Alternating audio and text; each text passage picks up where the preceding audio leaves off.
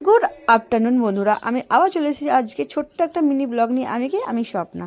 চলো দেখে নাও ঝটপট করে আমি যে কী রান্না করেছি। আমি আলু সিদ্ধ মাখছি, আলুটা তেল লঙ্কা দিয়ে মাখছি আর পেঁয়াজ ভাজাও দিয়েছি। তেল লঙ্কা দিয়ে আলু ভাজা মাখলে, পেঁয়াজ ভাজা দিয়ে মাখলে কিন্তু খুব ভালো লাগে, টেস্টি লাগে। আর করেছি মাছ ভাজা, আর এই মাছটা ঝাল ঝাল করেছি। কাটা পোনার মাছের একটা লেজা ছিল, লেজাটা দিয়ে দিয়েছি।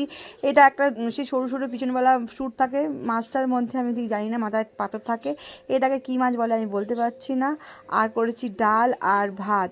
এই মাছটা সত্যি জানি না কী নাম, আমি তোমার দাদাকে জিজ্ঞাসা করা হয়নি এই মাছটার নাম কি।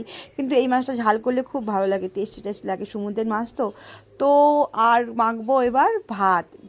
ভাত মাখছি, এটা বাবানকে খাওয়াবো।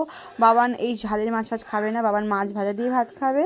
তো মাছ ভাজা দিয়ে বাবানকে খাওয়াচ্ছি। ওকে খাওয়াতে খাওয়াতে আমি ওর পাতে খেয়ে নেবো আস্তে আস্তে। তো আগে ওকে খাইয়ে দেবো, তারপরে আমি খাবো। একগাল ওকে খাওয়াবো, একগাল আমি খাবো, নাহলে প্রচণ্ড দেরি হয়ে যাবে। প্রচুর বেলা হয়ে গেছে অলরেডি আমার স্কুল থেকে আসতে আসতে। আর বাবান তো প্রচণ্ড লেট করে, খেতে খেতে প্রায় 1 ঘন্টা 1.5 ঘন্টা লেগেই যায়। ও খেলতে খেলতে খাচ্ছিলো, আমি ওর সাথে গল্প করতে করতে খাচ্ছিলাম।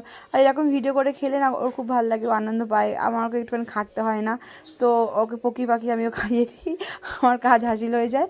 তো চলো আজকের মতো এইটুকুই, টাটা বাই। আবার কালকে নতুন একটা ব্লগ নিয়ে তোমাদের সাথে দেখা হবে। আমাকে লাইক করো, কমেন্ট করো, ফলো করো, আমার পাশে থেকো, আমার সাথে থেকো, আমাকে অনেক ভালোবাসা দিও।